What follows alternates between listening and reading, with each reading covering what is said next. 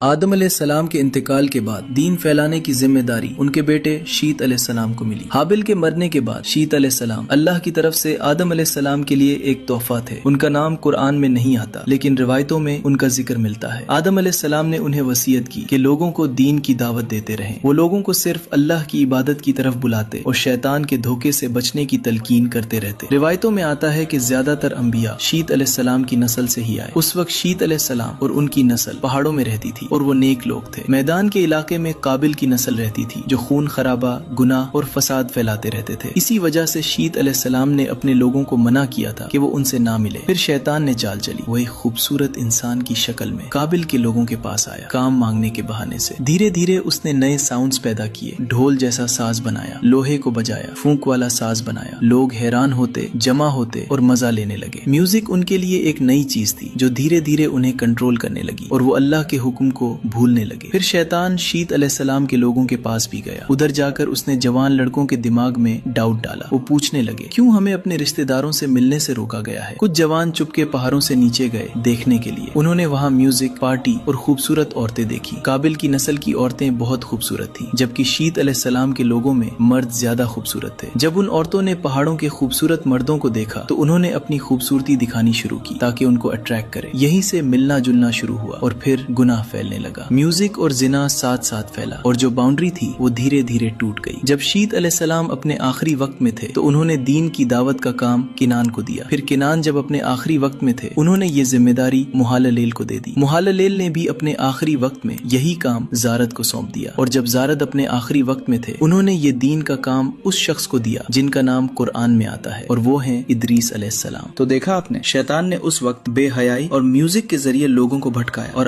آج بھی شیطان وہی کر رہا ہے۔ آج وہ ہمارے شریعت کے قانون اور اسلام کے طور طریقوں پر سوال اٹھاتا ہے۔ آج ہمارے نوجوانوں اور غیر مسلمانوں کے دماغ میں غلط فہمی ڈالے جاتے ہیں، جیسے اسلام آتنکواد کو پھیلاتا ہے، یا قرآن میں سورہ توبہ آیات 5 میں تو غیر مسلمانوں کو جہاں دیکھو وہی قتل کرنے کا حکم ہے، یا مسلمان اپنے ہی بہنوں سے شادی کرتے ہیں، یا مسلمانوں کے 3 طلاق اور حلالہ کو غلط طریقے سے پیش کیا جاتا ہے، اور حضور صلی اللہ علیہ وسلم کا نکاح حضرت عائشہ سے ہوئی، اس پر بھی کئی سوال اٹھتے ہیں، اور ہم علم کی کمی ہونے کی وجہ سے کئی دفعہ ان سوالوں کا متوڑ جواب نہیں دے پاتے۔ جب ہمارے پاس ان سوالوں کا صحیح لاجک نہیں ہوتا تو ہم شیطان کے پھیلائے ہوئے ان فتنوں میں پھنس جاتے ہیں۔ انہی الزاموں اور غلط فہمیوں کا سیدھا، لاجیکل اور ریفرنس کے ساتھ جواب دینے کے لیے ہم نے ای بک تیار کی ہے۔ ہر جواب قرآن، حدیث، سائنس اور صاف عقل کی روشنی میں دیا گیا ہے۔ اس ای بک کی قیمت صرف 49 روپے رکھی گئی ہے تاکہ علم کسی کی پہنچ سے باہر نہ رہے۔ اگر آپ بنا نفرت، بنا شور، صرف سچ سمجھنا چاہتے ہیں تو کمنٹ کریں۔ اسلام لنک سیدھا اپنے ڈی ایم میں جائے گا، اور اگلا ایپیسوڈ